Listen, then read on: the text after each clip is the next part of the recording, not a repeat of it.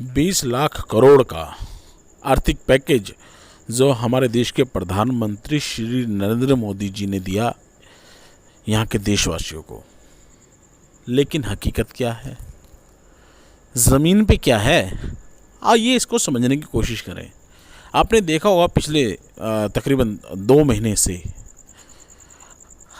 हर स्तर पे, हर जगह पे, हर राज्य में, चाहे वह मुंबई हो, चाहे वह दिल्ली हो, बंगलोर हो, राजस्थान हो, एमपी हो, देश के अलग अलग राज्य में मज़दूरों को क्वारंटाइन किया गया। क्यों किया गया?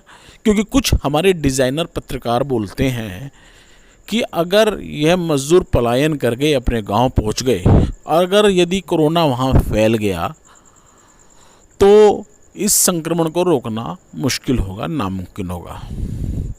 मानते हैं हम बात, ऐसा हो सकता है। लेकिन जब भारत की सरकार कहती है कि लाइन में खड़े अंतिम व्यक्ति तक हम पहुंचेंगे, उस तक मदद पहुंचाएंगे, तो गांवों तक मदद पहुंचाने में क्या प्रॉब्लम है, क्या परेशानी है? सबसे पहली बात तो यहीं से हकीकत सामने नज़र आ जाती है कि आपने जो देश की जान होती है ना, गांव जहाँ संस्कृति पनपती है, आपकी पहुंच अभी तक वहाँ नहीं है। आपकी पहुंच सिर्फ कुछ राज्य, कुछ बड़े राज्य जैसे दिल्ली, मुंबई, बेंगलोर, राजस्थान, एमपी, बस यहीं तक सीमित है। क्योंकि यहाँ पे इंडस्ट्रीज़ है, यहाँ पे पैसे वाले लोग हैं, पूंजीपति लोग हैं। नेहरू से लेकर मोदी तक जितनी भी पंचवर्षीय योजनाएं बनी, सबका मुख्य बिंदु गरीब ही रहा। कि चाहे नेहरू जी आए, उन्होंने भी कहा गरीबी मिटाओ, इंदिरा जी आई, उन्होंने भी कहा गरीबी हटाओ, अटल जी आए, उन्होंने भी बोला गरीबी हटाओ, और आज मोदी जी भी बोलते हैं गरीबी हटाओ। लेकिन बदकिस्मती से गरीबी है कि मिट के ही नहीं दे रही। वह गरीब पहले भी गरीब था, आज भी गरीब है, और इस 20 लाख करोड़ के पैकेज के बाद तो मुझे लगता है कि शायद और भी कहीं ज़्यादा खतरनाक स्तर पे लोग गरीब हो जाएंगे। देखिए, मज़दूरों को जगह जगह पे क्वारंटाइन करना, हर राज्य केंद्र अपने स्तर पे इनको क्वारंटाइन कर रहा है, इनको सुविधाएं पहुंचा रहा है, हर राज्य अपने स्तर पे कर रखा है। लेकिन राजनीति है। क्या राजनीति है? क्योंकि इसमें से बू आ रही है।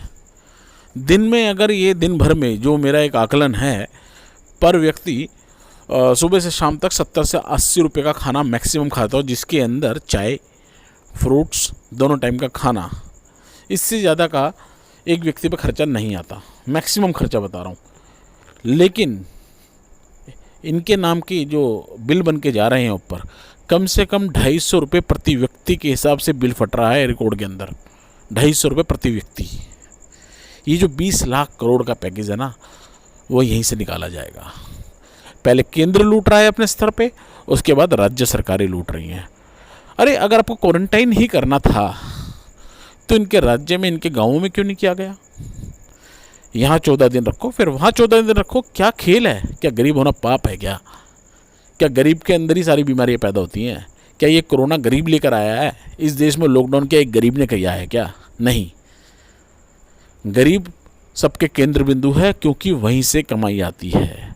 आज भी देश के अंदर 70% रोजगार, जो घरेलू रोजगार हैं, छोटे छोटे उद्योग हैं, वह अनरजिस्टर्ड हैं पूरी तरीके से। ऐसा नहीं है कि वो लोग करना नहीं चाहते, करवाना नहीं चाहते, लेकिन भारत की सरकार उनको रजिस्टर्ड करना नहीं चाहती। क्यों? क्योंकि उनको मुख्य पाइपलाइन के अंदर नहीं लाना चाहती। ऊपरी कमाई रुक जाएगी, उनकी मुख्य सुविधाएं उनको देनी पड़ेंगी, शायद उनसे जो होने वाली कमाई है वह रुक जाएगी। देश की असलियत लोगों के सामने आ जाएगी, जनता के सामने आ जाएगी।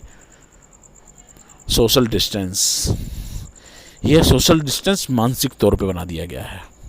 ठीक है, कोरोना के बारे में मैं बहस नहीं करूँगा, कोरोना कैसी बीमारी है उसके बारे में अलग वीडियो बनाऊँगा एक।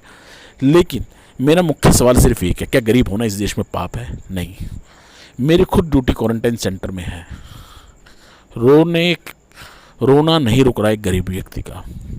किसी का बाप मर गया है गांव में, किसी की माँ, किसी की बीवी, किसी के बच्चे बीमार हैं, मजबूर है, निकलता है तो पुलिस वाले लाठी मारते हैं। और दिल्ली में तो ये कंडीशन है, 14 दिन की मियाद गवर्नमेंट ने कही थी, 14 दिन तो छोड़ो, आज 45 दिन हो गए हैं उनको क्वारंटाइन हुए, अभी तक उनको नहीं छोड़ा गया, अभी तक उनको उनके राज्य नहीं छोड़ा भेजा गया। बातें बड़ी बड़ी करी जाती हैं, बात गरीब की होती है। और बजट में जो राहत दी जाती है, जो आर्थिक पैकेज में, वह बैंकों को दी जाती है, वह एमएसएमई को दी जाती है, वह बिजली कंपनी को दी जाती है, वह किसानों को दी जाती है।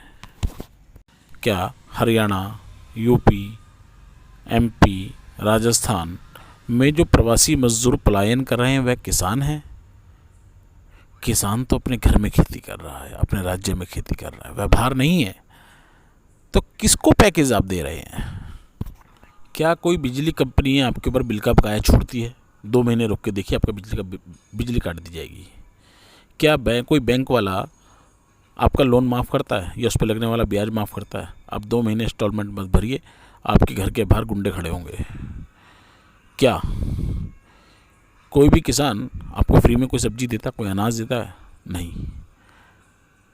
वह बातें करते हैं कि हमारी खेती बर्बाद हो गई है, और बाज़ार में देखिए सब्जी कितनी महंगी है। एक तरफ कहते हैं हमारी सब्जियां सड़ गई हैं, हमारे अनाज सड़ गया है, ख़रीदने वाला कोई नहीं है, उसके बावजूद और बाज़ार में है कि रेट रुक नहीं दे रहे। यह सब घोटाला है, घोटाला। खड़ा होना होगा इसके खिलाफ। इस वीडियो को ज़्यादा से ज़्यादा लोगों तक पहुँचाएँ, क्योंकि लोगों के कानों में जाएगी। शायद कुछ लोग हों जो खड़े हों और सरकार को मजबूर कर दें अपनी नीति में सुधार करने के लिए, जिससे कि यहाँ के आम आदमी का, इस देश के गरीब का कुछ भला हो सके। धन्यवाद।